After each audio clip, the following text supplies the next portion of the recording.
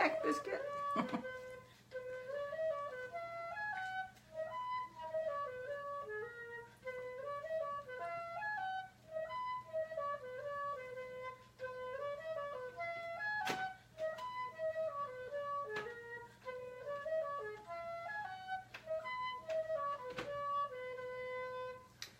Hi, this is Sally Morgan, physical therapist, craniosacral therapist, and Tellington T-Touch practitioner for animals and people.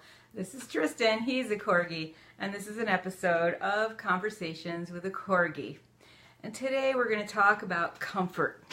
And because real dogs don't really like to be hugged, I have this giant stuffed Corgi who gives me comfort when I hug him, and I can squeeze him tight, and he doesn't mind. He likes it, and he hugs me back. He's got these cute little front feet. And I love my huggy Corgi, and I know lots of other people have them and love them too. And the real Corgi, of course, provides much more emotional and relationship kinds of comfort and support to me. But I do love my huggy Corgi, and many is the day when I go upstairs and get a hug. So we're going to talk today about comfort dogs and how they're different from service dogs, emotional support dogs, and therapy dogs. There are so many levels of work that animals do to support us in different situations, and it's a very tricky area. People use these terms interchangeably, even people in the field, and so it's really hard for your average dog owner to know what all these dogs are doing. So comfort dogs are actually considered crisis response dogs, and a comfort dog works during an active crisis or an emergency situation, either natural or man-made. And their special certification is designed to make sure that the people and the dog understand disaster response, and they're tested to make sure they can handle the high demands of a crisis situation, which is a constantly changing environment, a sudden need to make a shift in where they might be working, and the handler has to be calm throughout all of this, because you are in a situation where the other people and animals there are in a crisis. And so you need to be calm. You need to, hi Danny, be collected. You need to not get too hyper. You need to keep breathing, and you need to keep remembering why you're there. You're there to help the other people with your dog. And a therapy dog is a dog that provides affection and comfort to people in hospitals, retirement homes, nursing homes, schools, hospices, and disaster areas. And also a therapy dog provides help for a person with a mental disorder such as anxiety or autism or post-traumatic stress in some cases. So a therapy dog can be a comfort dog, and all comfort dogs are therapy dogs, because most of the certification requires that your dog also be a canine good citizen and a therapy dog, and then you get the specialized training to be a comfort dog. So there's a lot that goes into being a comfort dog. The dog needs to be calm. You need to know about safety and protection for your dog when you're in these crisis environments. Certainly working after 9/11, if you were anywhere near the site, you needed special little feeties for your dog so that his paws would be safe. And of course, after a point, you weren't allowed down there too close. But still, you had to be aware of your dog's breathing. A Corgi that I had, being low to the ground. You have to really think about your dog's comfort and safety when you're doing comfort dog work. So after a traumatic event, people get relief in a bunch of different ways, talking with your friends, talking to counselors, and through petting and cuddling animals. And comfort dogs are not the same things as therapy dogs. There's a little bit of a difference. So therapy dogs are in non-emergency situations. Stressed students in the library at finals, that's often a place where we see a therapy dog, especially at this time of year. Like I said, there's dogs in the mall right now for people that are shopping and stressed, because this is a tough time of year. If you've ever lost a loved one, even if it was in a different time of the year, you remember that they're not there during the holidays, and it's hard on people. For a comfort dog, they're crisis response dogs, and if you remember that comfort is crisis response, you won't ever get them confused again. And they work during an active crisis or an emergency. And they provide a calming presence and a distraction to those who have been impacted by disasters. And they often work in a shelter or in a public gathering place. So if you remember seeing pictures of the people in the giant shelters after the hurricanes in Texas and in Florida, that would be a place where you might have comfort dogs working. And many times they're working with an emotional counselor of some kind. And in that case, the dog is providing animal-assisted therapy, which could be physical therapy, occupational therapy, mental health counseling, whatever, as well as just being there to be a crisis response dog. And crisis response dogs, like I mentioned, there's a group of TDI golden retrievers in Connecticut, and they are, many of them, trained to be comfort dogs as well as therapy dogs. And those dogs are flown to areas where there is a disaster to help people cope. And that could be a hurricane or a shooting or a bombing or any kind of situation. And it's interesting because when I worked in New York after 9/11, I can't believe it's so long ago, it seems like 4 years ago, it was really interesting that people could not process the event. We were there providing craniosacral therapy for free for a week at the Swedish Massage Institute for anyone who wanted therapy. Anyone could come in. We were not particular, and it was free. But I had my dog there as well. Comet was with me. And I was working with him with some counselors, psychological counselors, social workers, MSW psychologists, out of the time that I was doing the cranial work with the people. And what we found was that often people can't talk about the disaster that's happening around them in the moment. So they process some of that intense feeling by talking about things that happened years ago or even earlier this year that were traumatic in a similar way, so that they can kind of process those emotions. Because people are really in a kind of emotional shock in these crises.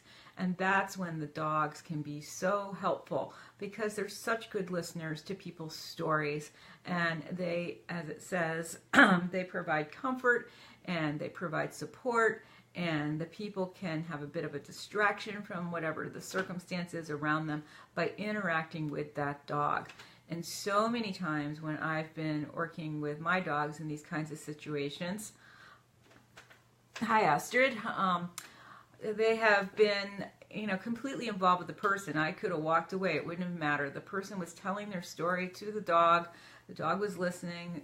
Comet was so good at knowing just exactly what to do in terms of nosing a person, kissing a person, putting his paw out, and people told him incredible stories of their lives. And he just listened. He was a great listener. So that's what comfort dogs do. Part of their job is to listen and to be calm and to help support people during very stressful situations. And often those people are children. And they can help kids calm down and smile and find a little bit of what it's like to be a kid again when you're in a situation where there's a disaster around you. Certainly the fires in California are very unnerving and sad and difficult for so many people. I just can't even believe that this fire season is extending and it's so close to populated areas. So people who have lost everything, and sometimes their pets, can really get a lot of emotional support and feeling a little bit more calm and collected by interacting with a comfort dog or disaster relief dog. So their certification is designed to make sure that the people and the dog understand disaster response, and they make sure that you and the dog can handle those high stress environments, because it can be really emotionally draining to listen to people's stories of horrible things that are happening around them. Just a couple of weeks ago, I was with a friend, and we were talking to somebody that she knows fairly well and I don't know, and the person had an incredible story about someone they're helping who has cancer, and it's sudden onset, very, very serious, stage 4. And it was very interesting walking away from that conversation. My poor friend who knew the person, both of the people actually, she was just drained. It was exhausting after an hour. And I, who have worked in these kinds of situations for years and have a lot of training in being neutral and just kind of witnessing what's going on with people, I was not as tired and drained. So part of your training is being able to cope with story after story like that for hours. And then, of course, you have to have breaks, and you get a lot of support from the other people and dogs in your group when you do this kind of work. So there is a group called HOPE, Animal Assisted Crisis Response. They do a 3-hour screening process that consists of an interview, grooming and handling the dog, an obedience trial with the dog, supervised separation, how they are in a crate, because in a disaster response situation, like after the hurricane, your dog may be spending a lot of time in a crate. And so your dog's got to be happy and comfortable in his crate. And then they also do some role-playing exercise to simulate a person telling you about what's going on with them. And it could be in a disaster shelter, and they test usually 4 dogs at a time for this HOPE animal assisted response. And they'll change the handling conditions and situations. For instance, if I had spoken with someone earlier in the day and they wanted to see me, not my dog, I might have to give my dog to another handler so that I can go to that person, because it really is about providing what that group of people need in that moment. So they test things like that. They want to make sure your dog is comfortable in an urban environment, and they want to make sure your dog is good in an unpredictable environment, loud noises, and they want to make sure your dog is good in a rural environment as well. And then the next step is you go to a 3-day certification workshop. And that includes training on HOPE's structure and operations, the whole step down of the command system that they have in place, psychological first aid, providing that for people, different stages of disaster and stress management for you and your dog, and how to understand dog stress signals. So this is a really important workshop, and I have not done it. This is all new from when I worked with comfort dogs after 9/11.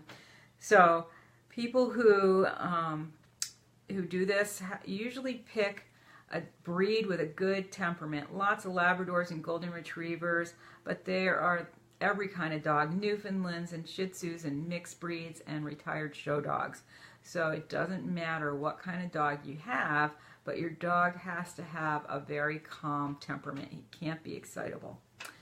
And then after any kind of a disaster, FEMA works with the HOPE Animal Assisted Crisis Response teams to activate the HOPE dogs. And they are volunteer agencies and lots of organizations around the country, and they might respond to a mudslide in Washington State, or flooding, or fires, or hurricanes. And when a team is sent out, they're referred to as being on a call out. And others in emergency management would call this a deployment or a mission assignment. And teams are sent on a particular call out that fits the needs of the people there and what the particular skills are of your team. It also matters how close you are to the incident. They try to use local dogs when possible and local teams. And the call out could be for a couple of hours or a few weeks. So you really need to have a flexible schedule to be available for a few weeks.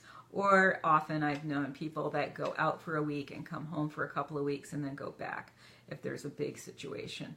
But certainly, like after the hurricanes, people stayed there for a couple of weeks. And it depends on how stressed you and the dog are. And one of the things I highly recommend, and it's not part of the HOPE training, and certainly someone, maybe me, should reach out to them to teach the handlers Tellington T-Touch work for themselves and for their dogs.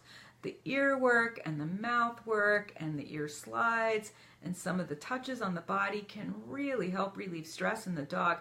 And I know after 9/11, when Comet was working in New York for a solid week and I wasn't with him most of the time, that the T-Touch work he was receiving from the psychologists he was with was instrumental in helping him not be too stressed and keep his optimism. He was a very optimistic dog, being a rescue, and helped him really respond in the best way possible.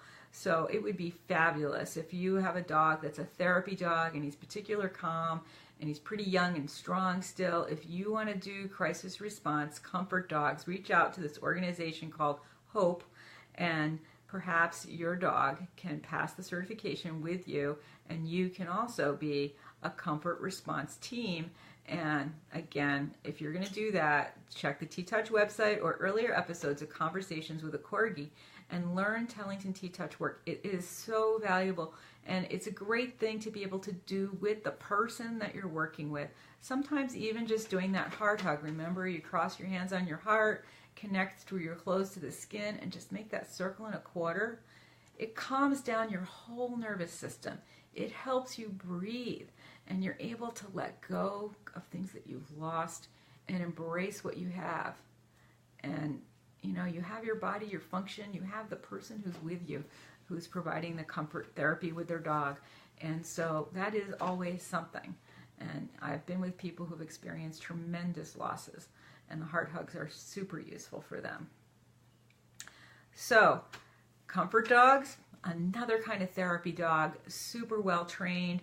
Handler has to go through training. Remember, it's a test and then 3 days and a workshop to learn how to do this. I think there's even a guy in the southern end of my state who started with search and recovery work, and he was really interested in dogs working in disasters. And I think he's gone on to become a tester for, or maybe he hosts somebody to come in to do the HOPE testing for the comfort dogs that come out of the southern end of Western Mass. So that's another level of work that you can do with your dog. There's so much you can do to help people if you have the dog with the right temperament and you have also the right temperament yourself. So many of us get so many benefits from our dogs that are just for us personally, and that is wonderful.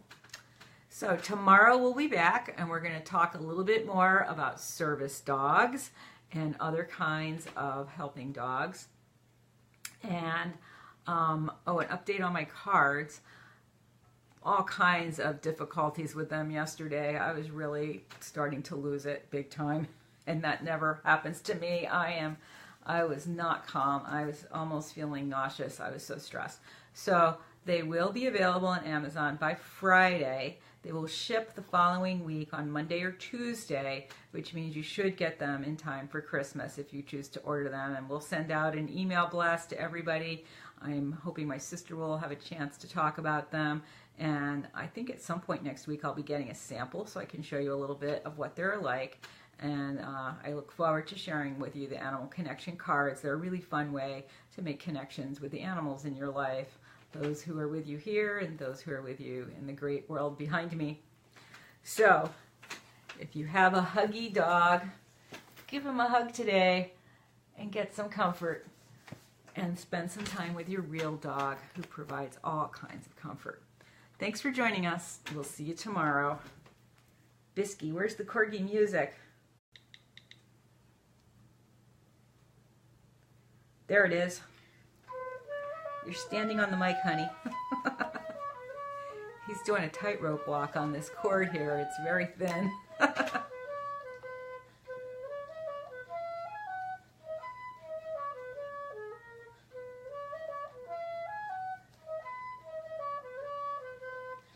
Somebody might need a bath. Do you need a bath?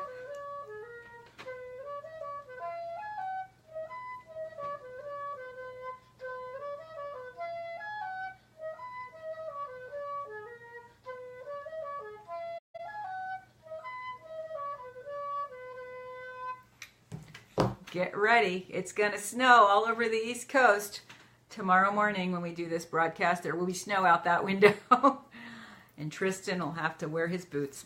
We'll see you then, 9:30 tomorrow. Thanks for joining us. Have a great day.